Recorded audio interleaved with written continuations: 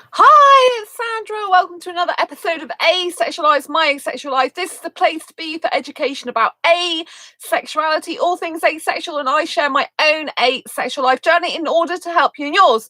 If you haven't already subscribed to this channel, please hit the great big subscribe button down below. Please hit that bell icon to get notified of every time I go live right now or post a new video. Don't forget to give this video a thumbs up if you like it. In today's topic, we're going to be talking about why friendship is more important than being in a relationship. But before we do go into that, if you don't know who I am Sandra Bellamy, author of Asexual Perspectives, 47 Asexual Stories, Love, Life and Sex, a celebration of asexual diversity. Yes, it is this book. You can see that it's well read by me with all my bookmarks in it.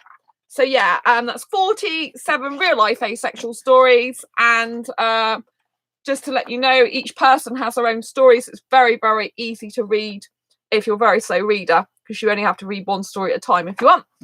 And so that's available on Amazon. The links are down below if you do want to check that out.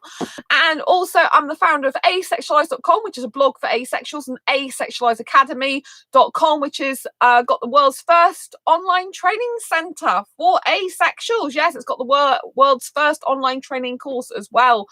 At asexualizeacademy.com for asexuals. Yes, for asexuals, first ever online training course. I'm really excited that I've got that. If you haven't already checked it out, please do check it out. It's called Asexuality Basics for Beginners, although it's quite in-depth with the asexual spectrum and the aromantic spectrum within the asexual spectrum, which I think is so important because people don't necessarily understand the difference. So this video is quite suitable for aromantics as well, because you'll be pleased to know that I am actually talking about why friendship is more important than being in a relationship. So I know aromantics will love me doing this video, aromantic asexuals, or aromantics as most people call them, asexuals or aro aces or aero aces. And I know that in my book, someone says in my book, an aromantic person says in my book, that they think too much emphasis and importance is put on romantic relationship and not enough values put on friendship. And I really understand where they are coming from. So I am a romantic, really romantic person. I wouldn't usually have in the past said that friendship is more important than being in a relationship. But the reason friendship is more important than being in a relationship is because everything starts and finishes with friendship and sustains through friendship. So what do I mean by this? Basically, if you haven't got friendship, then if you've got a romantic relationship not based on friendship, it's not going to last. It's more to do with lust or to do with feelings of like, yeah, wow, you're great, but for a short period of time, you don't really know them. Do you know what I mean? So friendship is absolutely the foundation of every type of close relationship, if you like. You know, if you haven't got friendship, you can't have a very good, loving, committed, healthy, long relationship that's got longevity. Basically, I mean, I know that a lot of marriages end in divorce. I think one of the major reasons for this is because most people who are in the world, obviously, they are sexual. They're not asexual. They're heterosexual a lot of the time, and you know, and a lot of the time when they're dating it's a lust thing, right? So you go on these dates with this person, date or dates, and you meet this person, and yeah, you can think they're wow in the beginning. You know, I have experience of this, obviously, and you know, you get talking to them and you can already see there's differences, incompatibilities, but you just keep going anyway. You know, you just keep talking to them because you're kind of carried away in the chemistry in the moment. You know, even if it's not sexual chemistry, which it usually is with the sexuals, you know, you can get carried away with the romantic feelings, right? Which aromantics lack romantic attraction. And so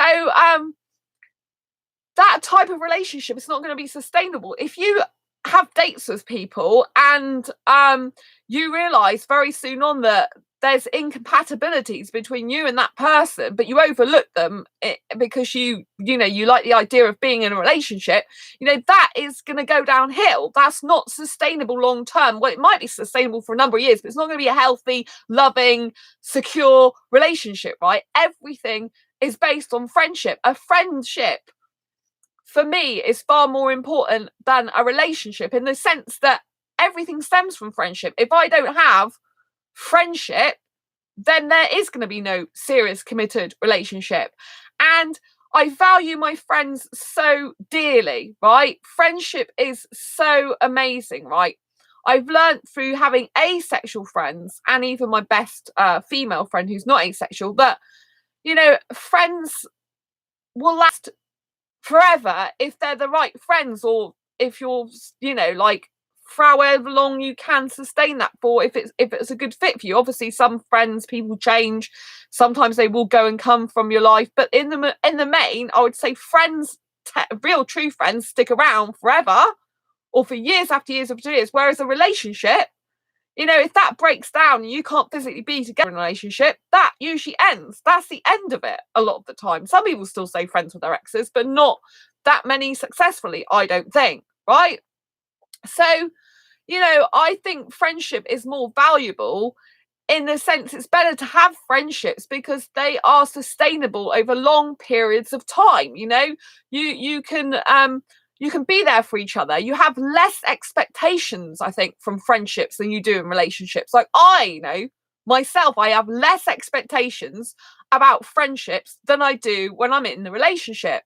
I have less needs, wants, and desires in a friendship because there's not that romantic involvement, and there's not that person being in my life 24/7 like a romantic partner would. So therefore, friendships tend to have more longevity. They tend to have more freedom. They tend to be more non-judgmental, I think. Not necessarily, but in the main, I think they do. I think they tend to be more supportive than being in a relationship in general. And I think they're far more healthier. Now, obviously, if you're really fortunate and lucky in life, and you actually do play the relationship game, if you like, correctly, if you want a relationship, which obviously aromantics don't often want relationships, but some aromantics do. There was a person on my channel that said thank you for making the video recently about, well, it was a while ago, but they talked to me very recently. Their messages have come up to say thank you so much for doing the video, that how can aromantics have relationships, how can aromantics love, because it's true, some aromantic asexuals do want to be in a relationship, and to turn around and say, oh, because I'm aromantic, I don't want a relationship, and you think every single person's like that who's aromantic, is not actually very nice for the aromantics that do want a relationship, because they feel misunderstood and left out and lonely, and like, well, I'm not the same as every other aromantic. So I think, we have to bear in mind there's different types of asexuals, and also we all have different needs. But friendship is a foundation for anything and everything. I know if I compare my friendships to a relationship, I've always been more happier with friendships. I mean, I've not actually had a happy, healthy, loving, romantic relationship, but now I've got like loving, happy, healthy friendships, and they mean the world to me, and they will be there regardless of whether a romantic partner comes and goes. Do you see what I mean? So I don't think that a person who's like romantically interested in me is necessarily very good for me, unless I've known them a year or several years and got to know them properly. It's like I was telling you recently, I met a guy on ASAP. He connected with me on Facebook yesterday, so I was happy he was a genuine guy. And now he hasn't even spoke to me since. I think a lot of the people that do connect, if they do connect on Facebook and they show interest in you beforehand, then they stop talking to you or don't talk to you much. It's like, okay, maybe he's just like going to talk to me in a few days or something. But haven't you noticed how if you do start talking outside of a dating platform or a dating app, then all of a sudden that person stops talking to you? It's like, well, you were interested in 1 minute, now you're not. Or are you just going to expect to turn up and then, oh, everything's like romantic when you haven't even got to know me? So I think friendship's a whole different ball game. It's really beautiful, but friendships are more valuable because you get to know the person better. I think you are with each other actually through thick and thin a lot more. I think people value friendships more actually than relationships, if I'm honest, because throughout my time on this planet, I've known of several people that, seem to have far more luck and success with friendships than they do with relationships. You know, the friendships are, sustainable, and they get on really well with their friends, and they go out with their friends, they have a great time, and they've been friends with people sometimes since school, and they're just loving their life, And I think the people who are like in those people, same people that are in relationships, they seem like not so happy. They seem more miserable. Not everyone, but in general, I say that there's with relationships, there's a lot more friction. There's a lot more chance of insecurity. There's a lot more chance of worry and pain. I'm not selling this romantic relationship very well, am I? Because I think, I think romantic relationships can actually be very painful. And I think that, the beauty of friendship is, yes, it can, like, if you've upset one of your friends by accident, or if you've, maybe you haven't seen your friend for a while, you can miss them. That can be like a bit upsetting time for you. But most of the time, if you've got really good friends, you kind of know you're bonded to them, even if you don't see them for a little bit or hear from them a little bit. Do you know what I mean? You've kind of got that special bond with them. Whereas I think a romantic relationship, being in a relationship, I think it's a lot more harder to make a relationship work, being in a relationship, than it is to make a friendship work. I think friendship does take work, don't get me wrong, but I think it's more natural. It's like not really hard work if you've got the right people. It's like quite effortless and easy, and it's like you fit into each other's lives, and it's all like really comfortable, like, like a comfortable duvet or something. But I think with relationships, I think it's a very difficult, because you're taking trust to a whole new level, because you've got the trust of being their friend, but also the intimacy trust. And I think that's difficult, because obviously with your friends, like with my friends, I don't go around kissing them, and I'm not doing intimate body stuff with them. They're my friend. I'm hugging them to say hi and goodbye, but that's different. I'm not going around cuddling them or anything like that. I don't have to worry about them going off with someone else in terms of, like, if I was in a monogamous relationship, I don't have to worry about a lot of things. But whereas a relationship, I find a lot more difficult. I find it harder to trust. I find it hard, like, especially if you live with the person. I don't want to live with a person. I hate that. But if you live with a person, it's kind of like really awkward, because it's like if you've got different types of friends, like, unless you're all friends together, it can be very awkward, like. And in the past, I've actually really loved my privacy in my home. It's like here, my friends don't even really come around. We eat out together and go out. I don't really have people around my home. So you get to look in my home, which I was a bit anxious about years ago when I first started in 2015, this channel. I don't mind anymore. It's fine. You hang out with me in my bedroom. But I don't like, because it's a studio flat, and literally I just, like, my bed's here, right? You can tell it's a really small room that way. Then, I don't want guys in my room with me very often. I mean, I'm not saying I'll never have my friends over, because, because I've got really good male friends, I would trust them. I know they wouldn't do anything bad with me, but I don't know if they'd find it awkward as well, because there's not really places to sit down in here. So kind of like you're sat on a bed together, that's a bit weird.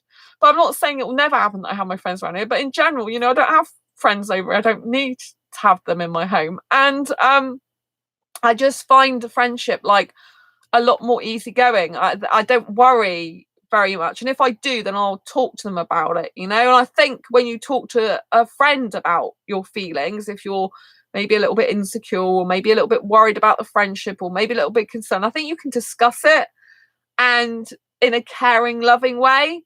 Whereas I think in a romantic relationship, for example, that if you try and discuss anything for them, I think it can get a bit horrible sometimes. Like I guess it's probably because I've not been in a good, healthy relationship, but it can get, like, when you're trying to talk to them, it can get like like uncomfortable. Like, you can feel like you're trying to talk to them and they're not really listening, and they're not taking you seriously, and they're blaming you for stuff, and they're not really trying to help the situation. Whereas I find friends, the friends I've got, they really value me, so they want to work anything out. Do you know what I mean? Whereas I actually find that being in a relationship, it's kind of like, I think people take each other for granted more in a relationship, you know? It shouldn't be like that, but I think they do. I think they get to be so, you know, because they spend more and more time with each other. The kind of like the magic can go of appreciating the other person. Like with your friends, I mean, you might be a person that sees your friends every single day. I'm not. So when I see my friends, it's like, whoa, I'm so excited to see you. But because I'm not seeing them every day. But if you live with a partner or see them every day, you're seeing them. Do you know what I mean? You kind of like take them for granted a bit. I think that they're there. You shouldn't do, but I think it does happen. I mean, it's well known to happen when people get married, for example. That's why marriages don't last a lot of the time, because people don't communicate properly. People don't talk to each other about what's going on. I think when you friends, you do. I think the problem with a lot of relationships is the friendship is lacking. The friendship was never there in the first place. So that bond isn't there. So that understanding isn't there. So that caring and compassion is not there.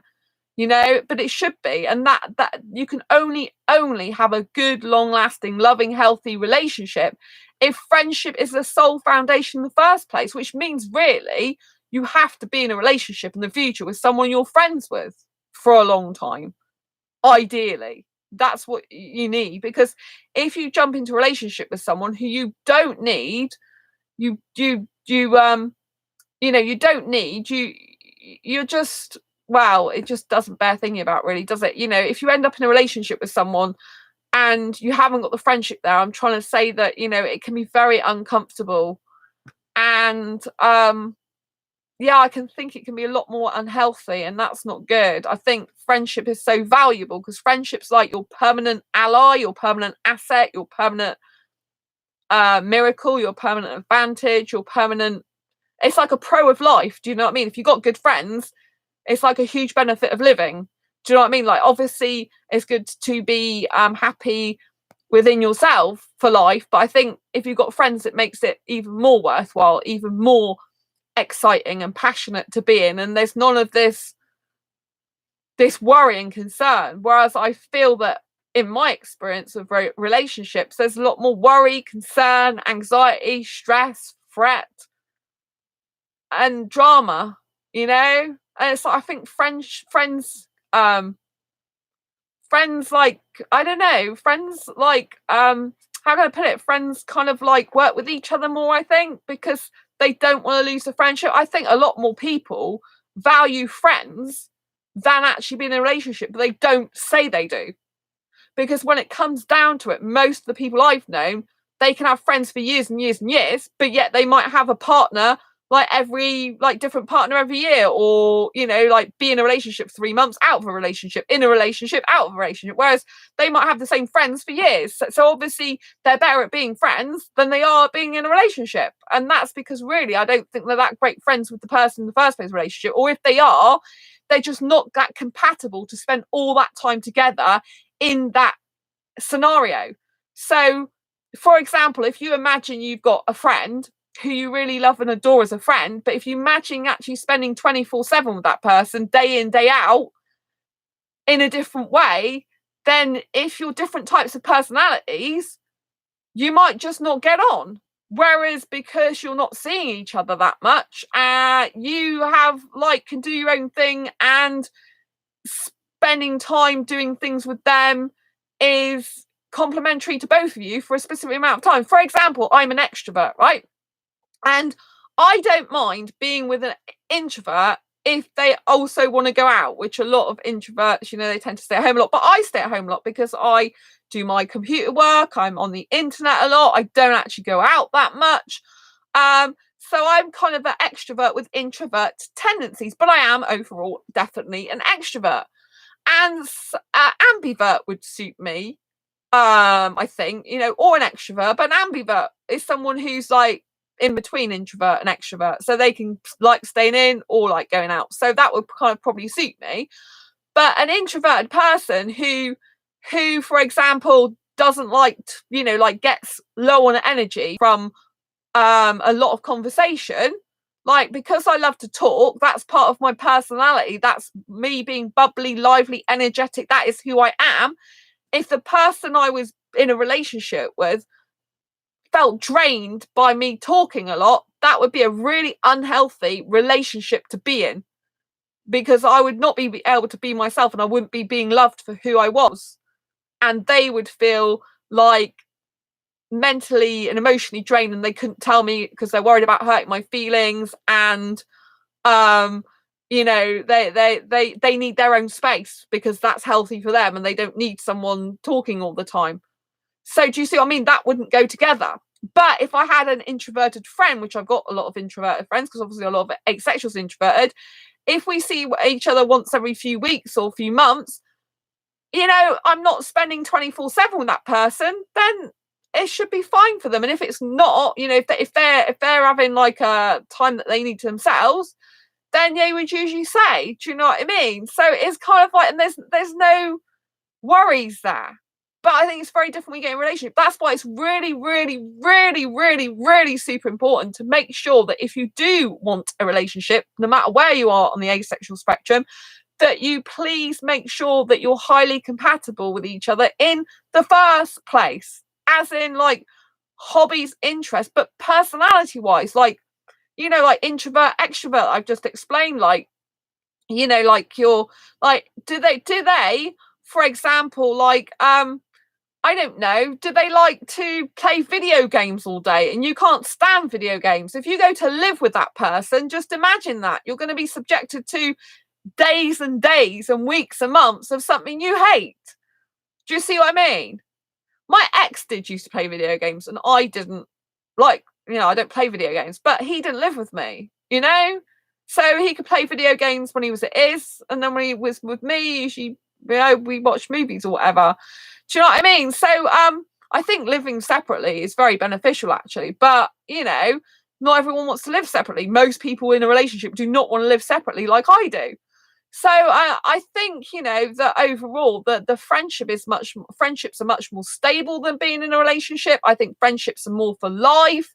They've got more longevity. They're more caring, compassionate. They're less judgmental. They've got less expectations. I think they are healthier a lot of the time. I think they're more comfortable, secure a lot of the time. So overall, from that point of view, I'd say friendship is more valuable than being in a relationship.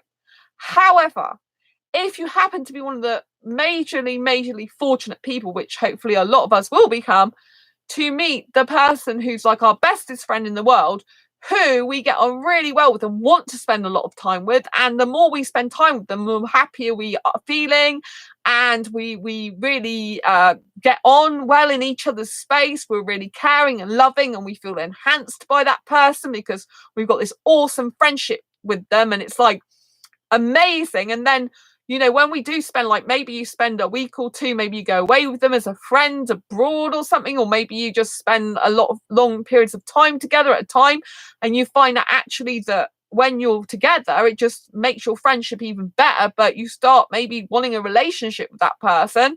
You know, if it's right, I think it will be more easy to fit into it. Be like, well, we care so much about each other. We keep seeing each other more and more because we just really want to be in each other's lives, and we don't get on each other's nerves usually, and we find it comfortable to be around each other. It's just so natural. It fits like a glove. Then, you know, that's a type of relationship that's equally as valuable as a friendship, because the friendship is the foundation of it, and you are friends first with that person, and whilst you're with that person, the relationship is kind of its equal value as your friends. However, your friendship is kind of still a bit more valuable in the sense that your friends will probably always be there for you when maybe your relationship won't. However, having said that, you can find the opposite, that sometimes, you know, that person's friends drop away, they go and get married themselves, they go and have you know, children, maybe they go away, move abroad or something, and then you still got your partner there for you. So long as, if you get into a relationship, that you're not disregarding your friendships and you're still maintaining them. You know, like one of the best things to do if you do get into a relationship is introduce your partner to your friends, so they feel like they're a part of your life, like your friends are get on well with them and you can all hang out together. Sometimes, like, you're going to want to spend time with your friends on your own. You're not going to want to spend time with your friends and your partner together all the time. Do you know what I mean? You need your own space with your friends. But, you know, if you introduce your friends to your partner, if you want to have a partner, then it can put them at ease, you know, like, oh, I know they're good friends, because you can tell a lot about a person usually by their friends and the people they hang around with. That's what they say. So if you know, if you've got a guy or woman or whatever gender, and you know, you think their friends are like thugs and they're being really nasty to animals and all that lot, you know, it's going to be like, well, why is this person hanging out with them all the time? Do you know what I mean? It's kind of like, it's going to be a bit dangerous. My ex, who was not a good guy when I first met him, he was had a guy friend who wasn't good, you know, but over time he kind of got rid of that friend, but he needed to, because the guy was into crime, you know, and in order to get away from a life of crime, he needed to get new friends, which he did get, and new friends, well, particularly one. So, you know, friendship to me is far more valuable as the base and foundation for everything. And then, you know, a relationship should still be valuable. Though I have to emphasize that if you're going to get into a relationship, you do need to put huge value into it.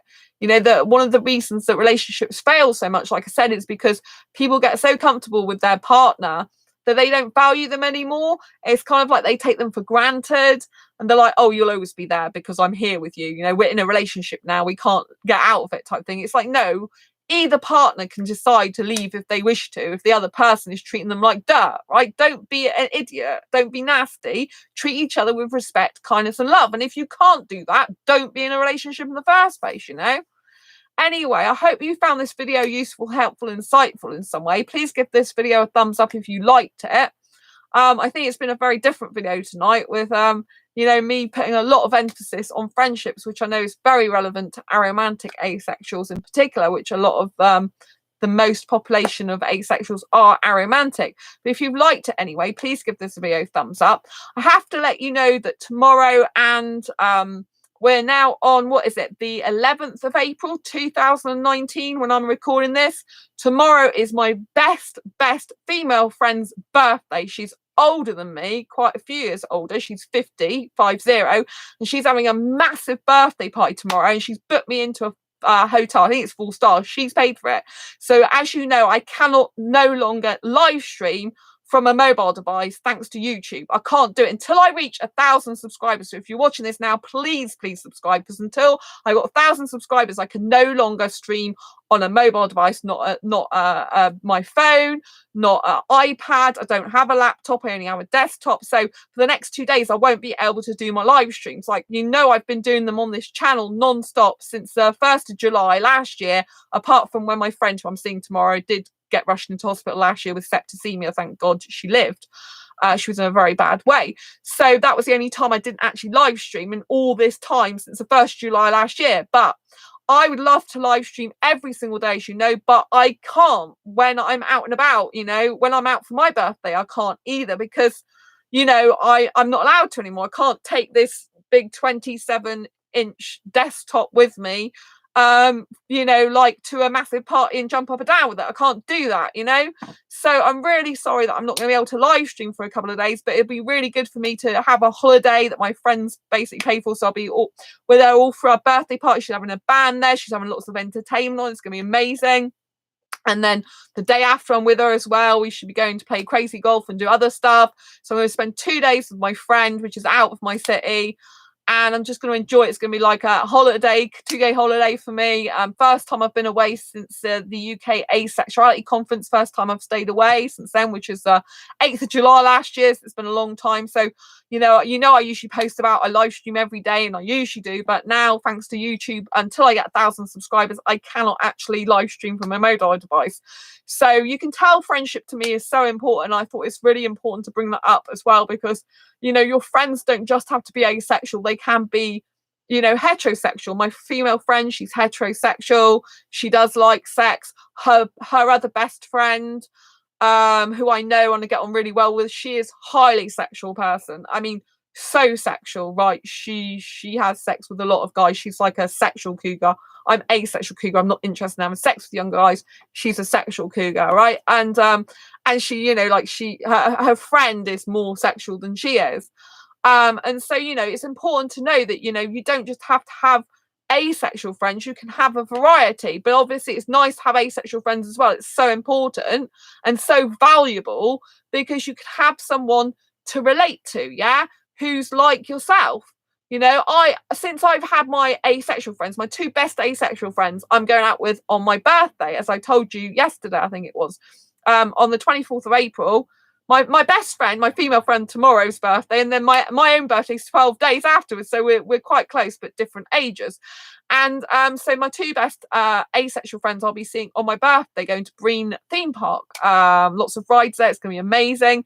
And so, you know, since I've had asexual friends, I cannot tell you how my life has changed for the better forever, you know, because they really get me. They really understand me. You know, like, I don't like sex. I'm not interested in it. And you know, and you know, the thought of having sex again just makes me feel sick. You know, I have had it in the past, you know. It's not like I probably couldn't do it again if I really wanted to, which I don't, you know. And I just think it's so nice to have asexual friends. And but I value all my friends. Like my best female friend, she isn't asexual, but I've been friends with her for nearly 7 years. She's incredible. She's incredible. She's the first, bestest true friend I've ever had because I met her before my asexual friends. I only met my asexual friends like last year, my really close, best asexual friends last year. I've had asexual friends before then that come to meet us, which was really nice. So, you know, just because someone's not asexual doesn't mean to say they're not equally valuable and as important. But if they are criticizing you, not understanding you, not trying to understand you, putting you down or anything like that about your asexuality, then obviously you need to be thinking about getting new friends. Like don't expect your sexual friends to actually completely necessarily agree with your orientation. Not that it's up for debate. You've got to remember your orientation, sexual orientation, is not up for debate.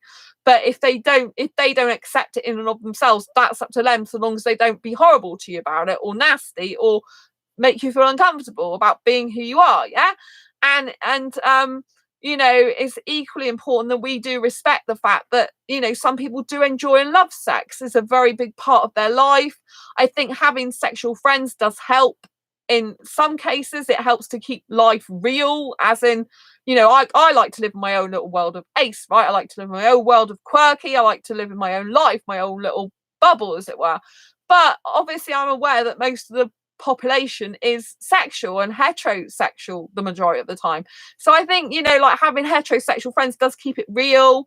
It does show you the other side. Like being around asexuals, I tend to sometimes forget more, which is nice for me, forget more about the heterosexual world. And it does help the fact I don't tend to watch sex in movies. Like I hate nudity.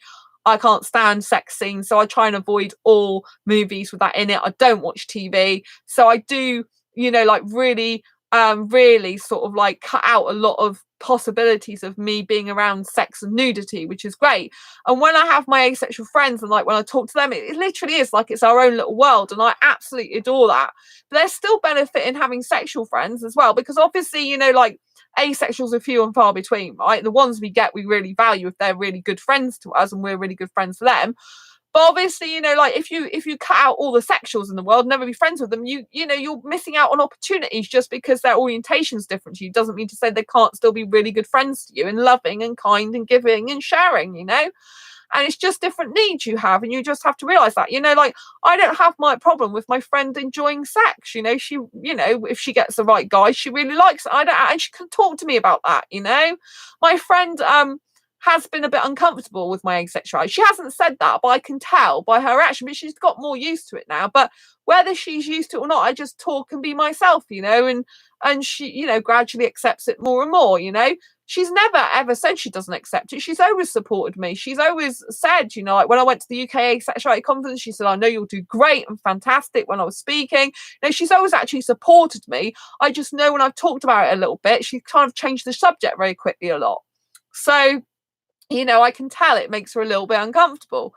But, you know, I recognise that. You know, she's not telling me not to be that. She's not being horrible about it. I just noticed. But you have to understand that people who are different to us can find our orientation a bit uncomfortable, because it's something that they can't comprehend, of why a person wouldn't be really interested in sex that they see as a basic animal, animal, I'm not animal, but basic animal instinct. And they see that, they see it as something that's meant to be in humans. But we know different, and we know that we can have lovely lives without sex. We can be uninterested in sex, we can not want it ever in our lives, and we can be perfectly happy with that. We can have friendships, or we can have relationships as well without sex ever being involved, and we can still have a loving, happy, healthy relationships. The world eventually, and society will change a lot more to accept asexuality as time goes on, but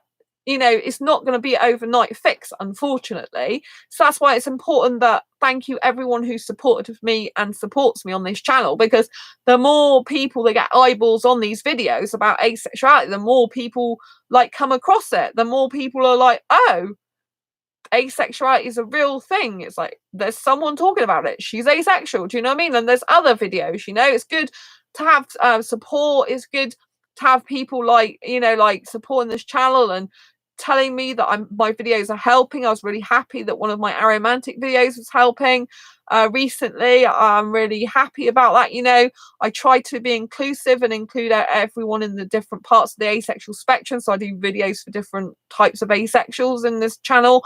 I know a lot of the other channels, they tend to be a lot more geared towards aromantic asexuals, because either they're aromantic themselves, or they know that the biggest population within the community tends to be aromantic asexuals. But I am a romantic asexual. I can't hide who I am, and I do a lot about dating and relationships. But you have to understand that some aromantic asexuals do still want to be in relationships. Some do, not all at all. There's lots that don't. But I even have a friend, one of my not my bestest friends, but one of my best friends, he is aromantic asexual. I'm quite close to him as well, and he he's not a he anymore, sorry, I've got to stop saying that, he's changed gender, them, sorry, he still looks like a guy at the moment, but yeah, them have just in the last weeks, sorry, I've got to get used to that, I'm still getting used to it. So I will get used to it, naughty me. And so they do want a queer platonic relationship despite being aromantic, and they were in a relationship with a sexual person as well. So just because they're aromantic doesn't mean to say they don't want a relationship, but I know a lot of aromantics don't, which is why I wanted to do this video as well, saying that I really do value friendship, and I can see why it's more beneficial to have friendships than be in a relationship, and I can see why it's more valuable, because there's a lot more, I think, true love there's a lot more giving and taking, there's probably a lot more natural compromise without it seeming pushed. I think there's a lot more understanding, there's a lot more listening involved. I think you really, really want to maintain and keep the friendship, and because you've got no personal living together investment, 24/7 with each other, investment in each other, I think it's a lot more freeing relationship, a friendship. Do you know what I mean? In my experience, I'd love to experience one day in the future, probably far distant future, if I was having a relationship, an amazing friendship that turned into a relationship that just was taking the friendship to the most ultimate level you can ever get, while still being as great as it always was, but better and better, because that's what a true soulmate type of relationship should be, which is why a soulmate type of relationship is very different to a relationship. Loads of people go dating and they're they meet someone for a few dates and maybe a few weeks or maybe even a few months, and they decide they want to be in a relationship together. They don't really know each other, they don't know if they're compatible, they don't know if their life goals and dreams, ambitions are the same, and they can be really off with each other. But I think with friendships it's completely different, and if you get a soulmate type of relationship, it basically means that usually it would be a friendship that's developed over time, that you've got this huge massive bond with.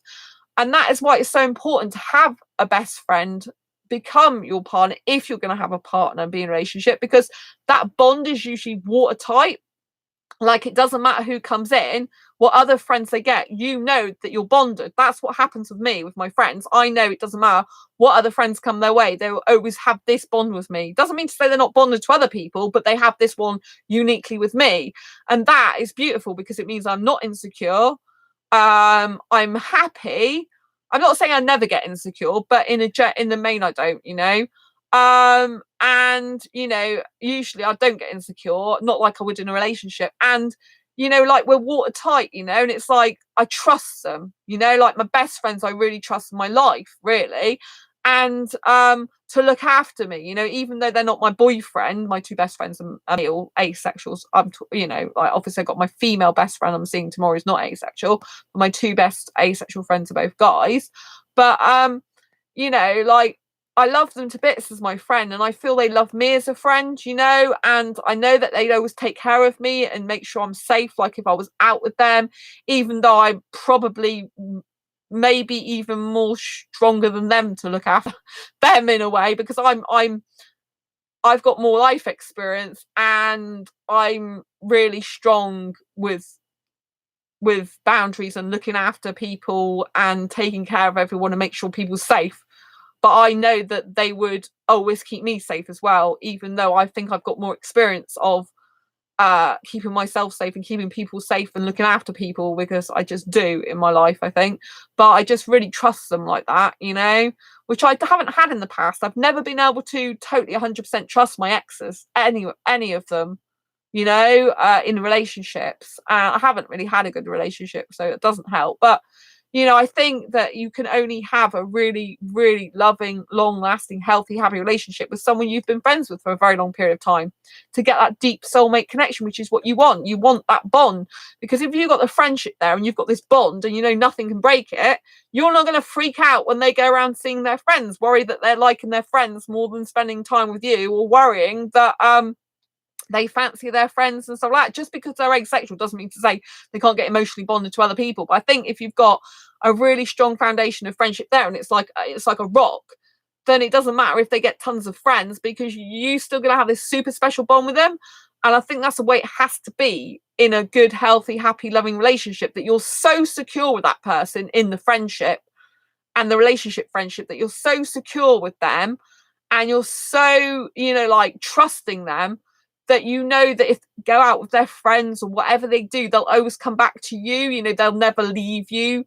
So you don't have to freak out, worry, stress, which can cause anxiety and worry between you two in a relationship.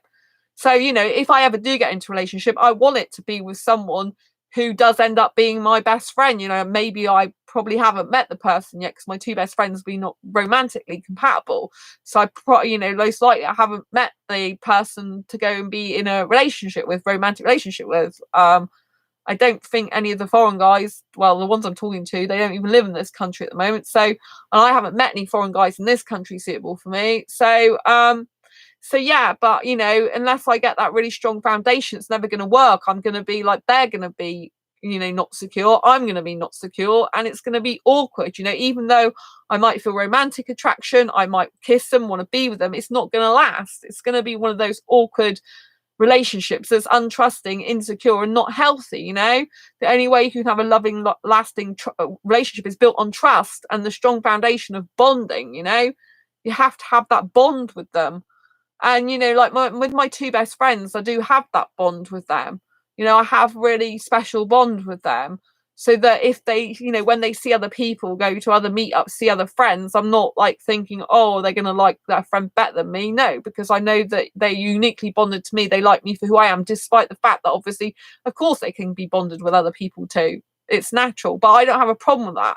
Whereas in a relationship in the past, I would feel that that person was going away from me. I'd feel insecure about that, probably because the guys I was with were unhealthy and bad. They were never my true friends in the first place. I thought they were. My long-term ex I was friends with for 8 months.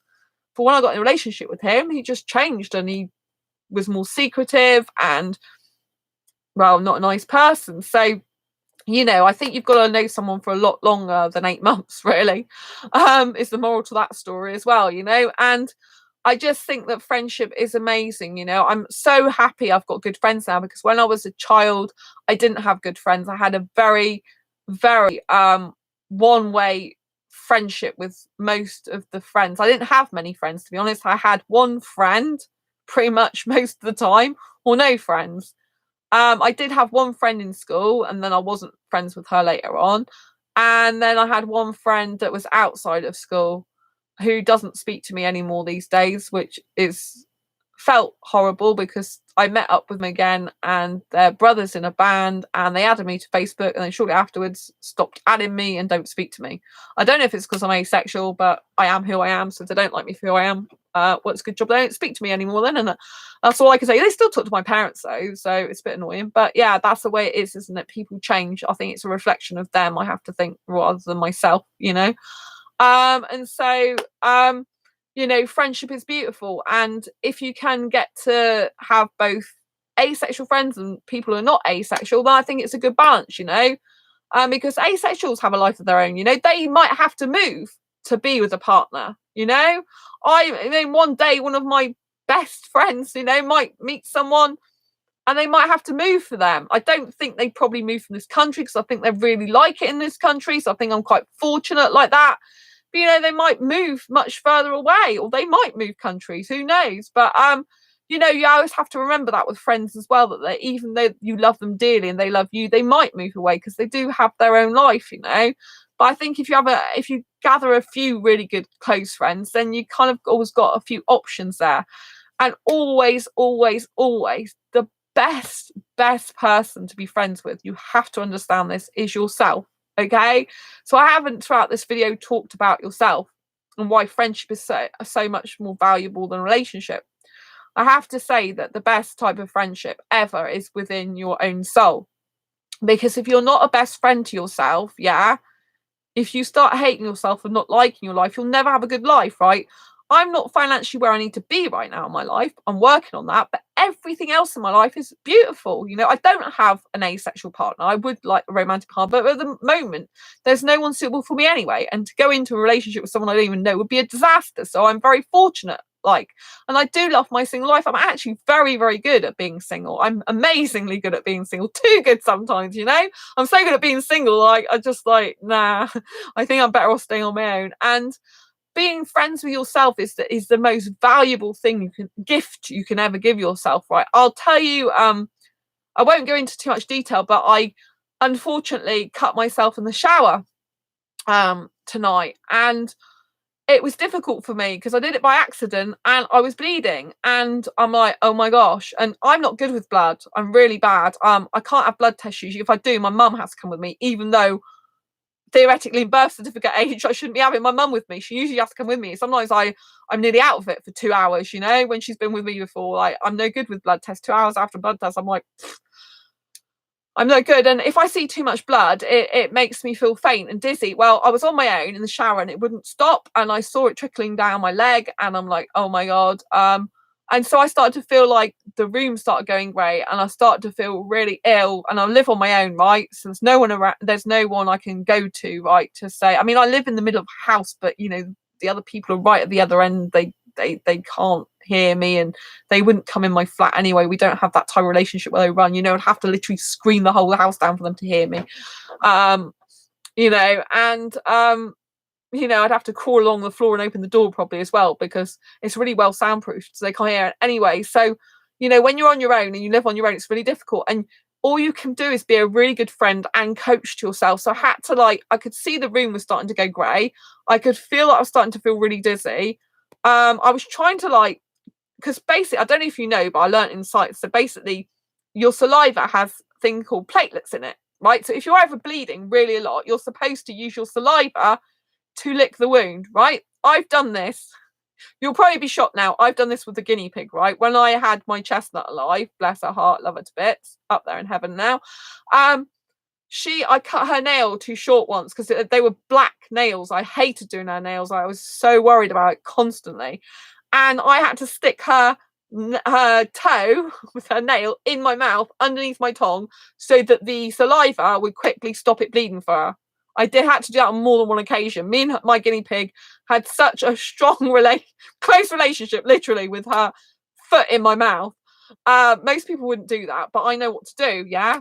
And so that is true. It does work. It worked really, really well. But you have to, like, you know, you have to get your tongue. Mine's got loads of cyanide. You have to lift it up, and you have to put there literally where it's bleeding. You have to put it in your mouth, which obviously then you can taste the blood, which isn't a nice thing. So I was trying to actually put this saliva today on my hand and then put it on the wound to stop it bleeding. But in the shower, it wasn't working because all the water was coming down, and so this is why when I saw it trickling down my leg, it was all like the shower's like, and I'm like, what do I do? Because I'm on my own. So all you can do is be a best friend to yourself. And so I'm talking to myself like I'm myself, but I'm my own best friend. I was saying, okay, Sandra, you know, just get out of the shower, grab the towels, put the towels around. You can finish off the rest of the shower later. You can get new towels, you know, open the door. You know, like I had to turn the music off because I have music and the music was making me feel weird. So I turned the music off quickly, open the door. I'm like, okay, so you've got to put your feet out now. And you kind of like have to talk to yourself while you go slowly through the motions, because the last thing I want is passing out, right? If I fall on the floor and I'm unconscious, no one will know that I'm there, right? It's going to be very bad, right? If I black out, I could smack my head like I smacked, you know, like I told you last year, I had an accident where I tripped up out the shower. My mum's bought me a shower mat now, thank God. But I tripped up out the shower when I was rushing to get ready to see my friend who was in hospital at the time.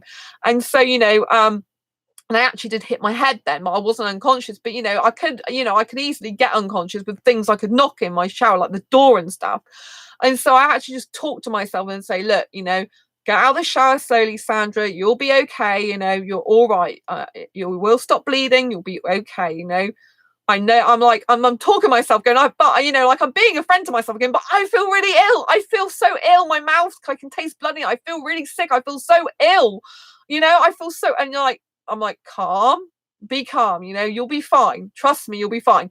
So I'm getting to the door, I'm putting the towels around me, and then I'm like, right, I'm really cold, because when you in shock, like if I see blood and stuff, if I start going into that kind of like tight, you know, kind of state, I know that I start being really cold because it's shock to my system of the blood because it can't handle it. So I'm like, right, you need to go into the bedroom now. You need to put the heater on. So I'm getting the heater, and it's like, it's not good when you're not feeling well to get the heater, put it in, plug it in. And like, right, just like I had to go to the toilet, get some toilet paper because of the wound. I had to put it on there and it was bleeding still. I'm like, I saw the blood. I'm like, oh my God, this is not good. I'm like, right, go get some plasters, right? If you want to stop bleeding fast, right, bleeding fast, the only type of plaster that stop it is silver healing plasters, right? So you have to get, these are all good, these are proper tips. This works, right? So these plasters, I didn't realize I only had one left. I found the empty box. I'm like, my God, I've got no plaster left. I found one. They've fallen out, right? So I need to buy some more. And the silver in the plasters heals you, like just like that. Just like that, right? Whereas other plasters you put on, you know, you take the plaster off, it's still bleeding, right? You know, it's just covered in blood. So, you know, you need to get silver healing plasters, ones with actually silver in it. And so anyway, I was going to have to stick this plaster on me. So I thought, get on the bed, you know, keep the toilet paper, you know, take the toilet roll with you, lie in the bed because I was feeling really ill and dizzy. And then I was like, okay, so use the toilet paper to like wipe off any excess blood. And as I was doing so, it was like stopped bleeding. And I'm like, yes, this is so good. I was lying on the bed. I thought, just spend like, because I had to go out to go to the supermarket before it closed to get toilet rolls and other things like waters and snacks for tomorrow. Because I'm going out, like I said, with my friend. I have to take half of my case is going to be full of food because I've got multiple food allergies, multiple food intolerances. When she has a party, I've got to take my own food to it because she can't cater for my dietary requirements. And so I've got to take all snacks. So half of my case will be filled with snacks. I went out yesterday and got snacks as well. So I got tons of snacks, right? So it'll just be half of my case will be full of that and then half with clothes. So I'm only going for one night, 2 days, but I'll just be getting tons of clothes, you know, tons of stuff. And so, you know, so I had to be a best friend to myself in that moment, you know. I had to, when you live on your own, especially, you've got to do that. You have to care for yourself like you're a mother or father to yourself because you've got no parents around, you've got no guardians, you've got no one looking after you but yourself. So you have to kind of like talk to yourself, keep yourself conscious, keep yourself from fainting and passing out the floor. Obviously, when I was lying on the bed, I was starting to feel better. I thought, right, just do something else, you know, like I calmed down, it stopped bleeding. I thought, right, you need food now because your blood sugar's dropping. So I had to go and get a bar. So I went to the toilet. I was able to get to on the toilet. That was okay. Because it stopped bleeding. I got a bar, a health bar. I lied on the bed. I had the health bar, and as I ate the health bar, I could feel my colour coming back. I could feel the you know that I wasn't so dizzy anymore. I'm still not feeling 100% now, if I'm honest, because I haven't had much food tonight. I need to eat more food, really, because that happened. Then I had to go out to the supermarket. I phone my mum, and then I'm talking to you. So I haven't ate much today, really. So anyway, yeah, I ate the bar, and then I'm just resting, and I'm thinking this is good, and the colour's starting to come back, and I'm starting to feel better. And then I think I did something on my iPad, just watched a video or something for a bit. Yeah, it was like a businessy type video. And then as I did that, I was forgetting that I'd been bleeding, and then I was just so much happier. And then I was like, yeah, now. And so half an hour later, then I had to go out and finish my shower off because I only showered half of me. And then I got in the shower, thought, are you going to be okay? So I did that, dried my hair, and then I had to go out with 20 minutes before the supermarket shut. And so that was hard, but what I'm telling you is to illustrate the point that you have to be a best friend to yourself. Only you can look after yourself the best. Only you can love yourself the most. Only you can take care of yourself, right? When you live on your own, you're actually not living with parents. You're on your own. There is no one else here to help you.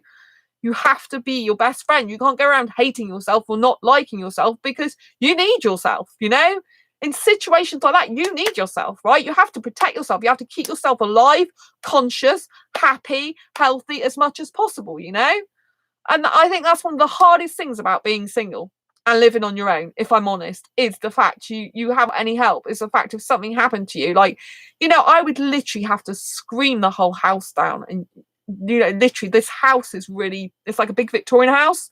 So there's someone that lives right upstairs, and there's 2 other people that live in the house, but they can't hear me in here. If I decided, if they have a party downstairs, it's their kitchen, right? Not their room, it's their kitchen. But they can play loud music, and I don't hardly hear it up here, And obviously, when you live in a house, sometimes things do drop, and you go like this when they drop, and it's kind of like you're used to that. So they never knew that I had that fall in the shower last year until I just told them recently. I think I like a few weeks ago that I had a accident in my shower before Christmas, because I hardly see my housemates. They didn't hear that. They couldn't hear the thud and me falling and with my face on the floor. Do you see what I mean? So although I've got people in the house, I'm pretty much alone. I class myself as living on my, I do live on my own. It's a self-contained flat. I just live in the middle of the house. And my housemates aren't always in anyway when I'm in. We're in at different times, but there's someone usually always in most of the time, because one of them is retired, I think. So it's kind of like you're on your own. When you're on your own, you're on your own, and you've got to keep yourself alive, and it's that, I think, when you're on your own, really truly on your own, and you have to look after yourself and make your life better, I think it's when you finally realize that you've got to love yourself, because what's the alternative? If you don't love yourself and you go around hating yourself in your life, how are you going to take care of yourself in emergency situations like that? You're not going to be able to, because you're not going to have the love for yourself. You're not going to know how to speak to yourself. You have to be in that moment the person that's not actually there.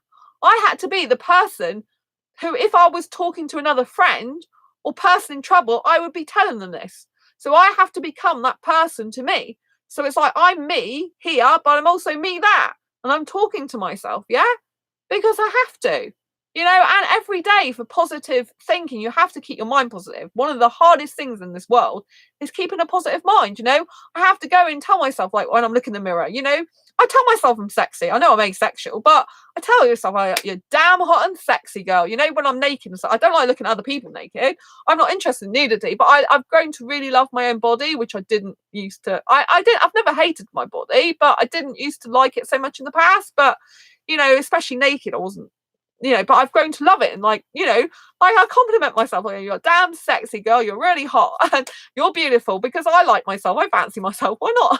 And it's important, to say, you're doing well. Congratulate yourself, because you have to be listening to your self-talk all the time, and sometimes it is really negative. Sometimes it's I tell myself, I'm like, why are you going so slow, Sandra? Why are you doing this? I've been working on a business project now, nothing to do with asexuality. And I started work on it, I think it was October, November last year. And I thought, it's going to take me 6 weeks to do it. It's 6 months later, and I'm just about finishing it.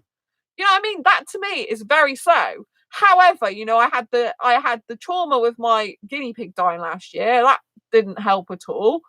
And I was really in grief, and my mind wasn't good last year, I'll be honest. And the grief really took its toll on me. I wasn't really out over that till sort of January, later January, towards the end of January, beginning of February, is when I started really being, like I can say about Chestnut now not being here with me anymore, even though she's with me in spirit. I couldn't even talk about that months ago. I would be just crying in floods of tears. Like, I wouldn't be able to deal with it. But now I can this year, and I feel much better for it. And so I've made peace with that now, even though it's not great circumstances that she died in. But I've made peace. Like, Chestnut was my guinea pig. Loved her to bits, 4.5 years old. She died after an operation, not straight away. She had the operation, came round, and then bled to death. So it's not very nice. So it was horrific. But I've made peace with it now. It is what it is. I can't change it. I just feel close to her now. I've made peace with it. So it's fine. It's not great it happened, but it's fine that I've made peace with it. There's nothing I can do, so I have to accept and then move on. Whilst I was, I think everything happens for a reason. That's what I think. And I see her death as telling me to look after myself better. I know it's a weird thing to do, but sometimes you have to put positive slants on things. I just feel that her death was to tell me to look after myself better. That's what I see it as. And so I see it as a positive thing all now, And so, what I'm saying is you really have to be a best friend to yourself. If you don't love yourself and care for yourself, who heck else is going to? And why would anyone want to if you can't even do that for yourself? It's not a case we're in life that everyone else can look after us. It's in a case that we're in life to find ourselves, to find our passions in life, to really get to love who we are. To be a best friend. Like, we're basically given ourselves right at birth, right? It's like, here you are, this is you. Right? Are you going to love yourself, like yourself, or hate yourself, or despise yourself? What are you going to do? And you've basically been plonked with this physical body. You've been plonked with this mind. You've been plonked with these looks. And it's like, what are you going to change? Do you want to change yourself? Do you want to change your hair color? Do you want to change your body shape? Do you want to change your gender? Do you want to change your well, most people who want to change genders, they don't say they want to change genders, they say they've always been born a different gender, just so obviously they're not physically like that, so they usually want to change it physically, so they always believe they are it anyway. So just correct myself on that. So but you have to know that you've been given, the person you've been given is yourself, right? That's who you've been given. That's who you're going to be with for the rest of your life. You work into this world as just yourself. You'll go out this world on your own, just as yourself. You are with yourself 24/7, 365 days a year. So if you despise yourself or don't like yourself, which I know some asexuals don't, you're not going to have a very happy, healthy, loving life. And you can spend the next 5, 10, 15, 20 years of your life. I spent a lot of my life not liking myself. A lot. I mean, over half. I only liked myself and began to love myself in 2012. We're in 2019 now. So I didn't like myself all my life for a very, very, very long time. I didn't, So it's not easy liking yourself sometimes, especially if you haven't got much support and care and people don't understand you. But I do happen to think that's one of the beautiful things about being asexual and around other asexuals. I finally have people who understand me, because I didn't have that for years, And I think that's why it's important, even if you don't meet asexuals in person, if, for example, you can't some way, maybe you've got a disability, or maybe you've just got a phobia where you can't go out and meet people or something like that, please get them online, because it just changes your life. It just makes you feel loved and cared for and understood for who you are. But don't forget, you have to do that for yourself as well. You can't just expect things of other people that you don't do for yourself. You should, I'm not really religious, but it's love thy neighbor as you love yourself, isn't it? But if you don't love yourself, you're not going to love other people, are you? Because you're going to hate yourself. That's going to kind of protrude into the world. I mean, I was talking to an asexual ASAP, and they said, like in general about life, that we always have expectations, we're never satisfied. And actually, everything in my life right now, I absolutely love my life. The only thing, the only thing I am working on to changing, I am changing, is my financial situation. But other than that, I'm happy in life. I have a beautiful home. It's not my own home. I rent, but I love it here. It's beautiful. The quayside's 5 minutes walk. I can do my actual work in peace and quiet, or I can put my headphones on and listen to loads of music. I've got books around me. I've got cuddly toys around me. I've got sparkly things around me. I've got the world at my fingertips with all this internet stuff. I've got a beautiful bed, you know, nice throws. I've got a lovely Mickey Mouse. I just, you know, beautiful curtains. They're not even mine. I just got pictures. I just got loads of stuff, you know. And you really do have to think about everything you're grateful in life that you do have, because we do tend to take things a lot for granted, you know. And when we really appreciate what we've got, in terms of like, okay, you should, like people say, don't be materialistic, but if you start valuing your material things and you start valuing everything you have in life, like a roof over your head, food in your belly, money in your purse, you know, that even the materialistic things, if you start to value them, then you'll put more value on yourself and more value into other people, because you'll develop a habit of being grateful and thankful for things in your life and feeling that they're valuable to you, you know. And so it's really important to do some self-development work, do some personal development work, you know, really get to love yourself, you know. Like tonight, if I hadn't had my own back, if I hadn't have been a best mate to myself, you know, I know I could feel myself getting really like dizzy. The grey was starting to come, and I was thinking, you just can't be like this, you know. I've got no one here looking after me. You can't, you know, you've got to like look after yourself. But I can't tell myself I can't be like this as in a horrible way. I have to say to yourself, like, okay, you'll be all right. You'll be all right. Come on, you'll be fine. I'm here for you. I'm here for you, you know. And I have to talk to myself as if I was another person, because you have to stay conscious and you have to be the best friend to yourself constantly. You know, it's a skill that you need to learn, being your own best friend, you know. But when you've mastered being your own best friend, you kind of have less of a scared mind, you know. You feel more safe in general. You're less anxious about life and less anxious about situations, because you know you can take really good care of yourself in any type of situation, even if you're bleeding, for example. You know, I mean, it could have been a lot worse, the blood, you know, but for someone like me who just has this nearly faint feeling when they see blood, I mean, I do cut myself in the shower with a razor sometimes and I'm okay, you know. I've been perfectly fine at other times, you know. I've kind of got used to it, but this was cutting in a place that I don't usually cut, and with scissors, and yeah, don't really ask what I was doing, but it's like, oh right, yeah, my razor fetches a bit of blood, but I kind of get used to that. But this is like not normal, and I didn't mean to do that to myself. It wasn't my intention. And like I meant to cut something else, but never mind. Oh dear. And so yeah, so it's really very, very important that you be the bestest friend ever to yourself. So that is why friendship is more valuable than being in any relationship as well, because if you're not your own best friend, you know, you haven't got as happy a life as you should have. So please give this video a thumbs up if you like it. I really appreciate it. I really hope you've got some value out of this tonight. I hope it's been useful, helpful, insightful to you in some ways. Thank you so much for the people who've been watching this channel, watching this video tonight. Don't forget, I am going to be off for 2 days vacation, so you're not going to have a live stream for the next couple of days. We've actually gone into the next day. We're actually into Friday already. So kind of like I've been just live streaming across 2 days.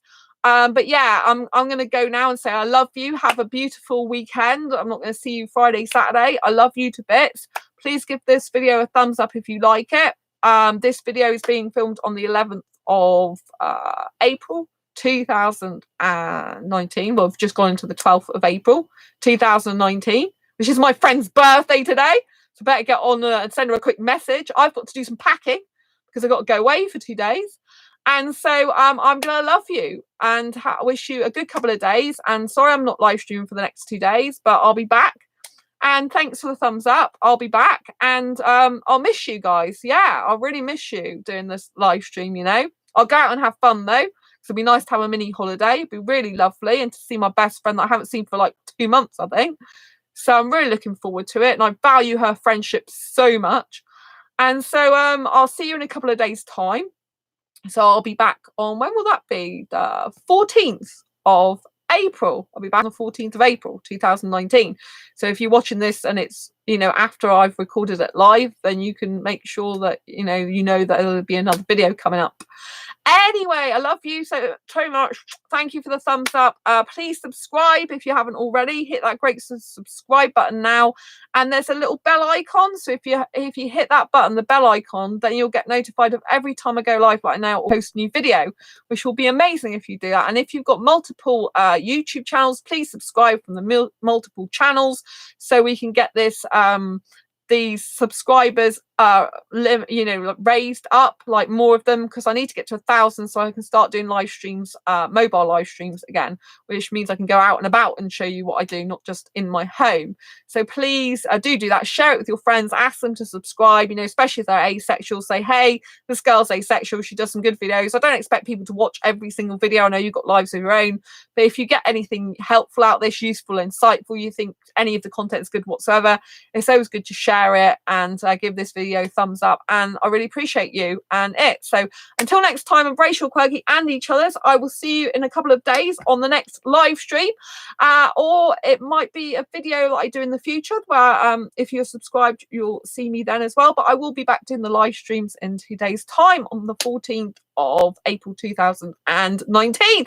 Until then, have a beautiful couple of days, and I love you lots. Bye. Thanks for tuning in. Bye. Thanks for being my friend on here. Bye.